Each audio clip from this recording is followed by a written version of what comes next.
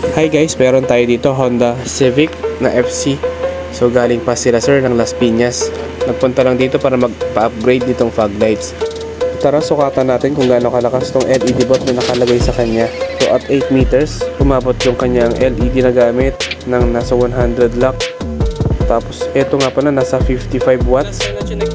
So syempre, tap muna natin yung high beam na ating projector fog lights na ikakabit. Tapos mount na rin natin sa baba.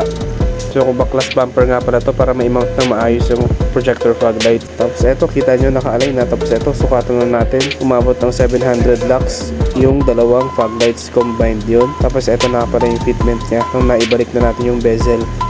So almost 2 hours nga pala ako dito ang gumagawa. Mag-isa ko lang gumagawa dito kaya by schedule tayo palagi.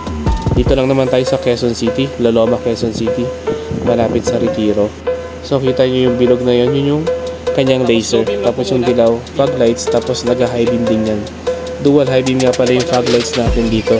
45 watts na by LED, built-in LED chips. So working na yung high beam natin dyan. Sukatan din natin yung laser high beam nya. So 400 to 500 lux yung kanyang fog lights. Pero sa high beam, sama-sama na yan, umabot ng 2,000 lux. Wala nga palang passing light function itong yellow natin na laser. So pasadahan ulit natin. Tignan lang natin yung ating finished product. So kung interested kayo, mag-avail nito by LED laser na projector fog lights, message nyo lang ako, Garage 58, Retrofit Works. Thank you!